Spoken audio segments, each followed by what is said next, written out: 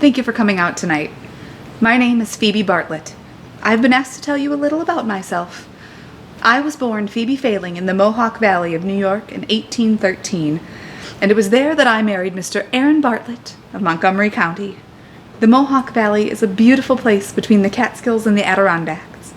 Even so, many of our neighbors were moving west by way of the Erie Canal, which had recently been opened, connecting the Mohawk Valley with all the cities along the Great Lakes. There were business opportunities out west for a hard-working blacksmith like my Mr. Bartlett and his brothers.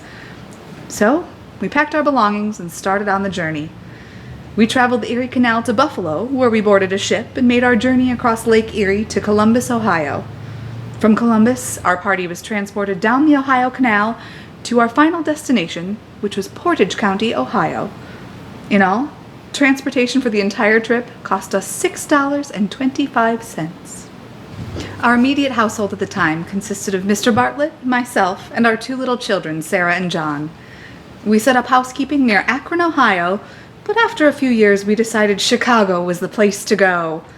Our mode of transportation this time was in a covered wagon over land.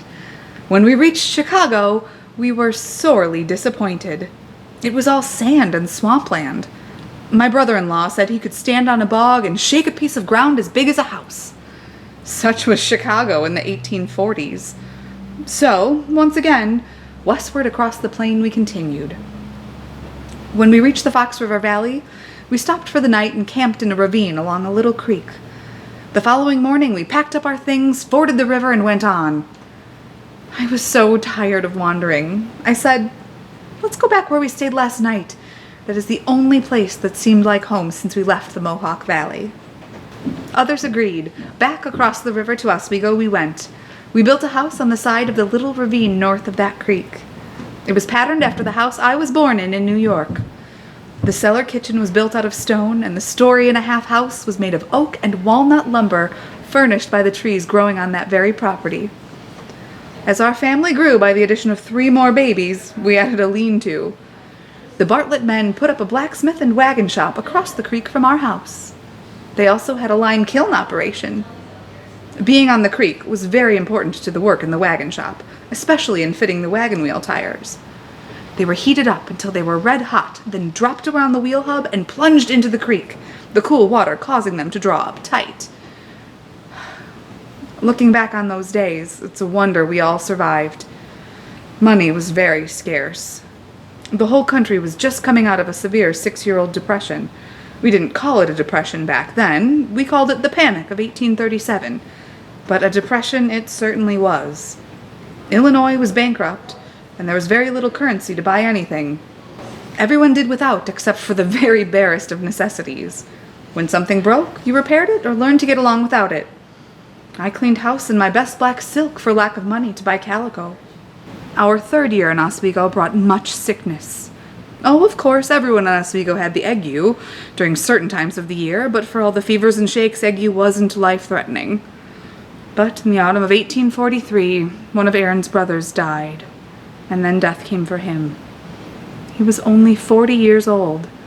I was left a young widow with 5 children and little time to indulge myself in grief. I married Aaron's younger brother Sylvanus the following year. He took over the operation of the blacksmith shop and did very well with it.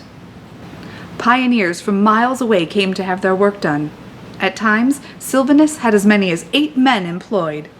No matter how many there were in the shop when dinner came, they all filed across the creek for one of my meals. The shop was a favorite place for the youngsters to congregate. Except when Shabanana's family came to have their horses shod, then all the children disappeared into their homes and watched from a safe distance. About 1855, Sylvanus and I traded our house to Mrs. Gibbs in exchange for a 60-acre farm. We lived there for several years. When our old house on the creek came up for sale, we bought it back and moved into town. My children, all but Sarah, survived to adulthood. 2 sons and 2 sons-in-law went off to the Civil War, and only 3 came home. Ruth's husband had only been gone a couple of months when he got wounded during a cavalry raid. His wounds didn't heal, so the surgeon amputated his leg in an attempt to save his life. But he died a few days later anyway. When my soldiers returned, they settled down and got married. Ruth remarried to Mr. Strassman and moved back here to Oswego. All told, I had 10 wonderful grandchildren to fuss over. When I was 82 and quite feeble, Sylvanus and I gave the house to one of Jack's children in consideration for him supporting us during the remainder of our lives. For me, that would only be a few months. I loved being able to share all these memories of mine with you. Thank you for coming, and I bid you good night, Oswego Land.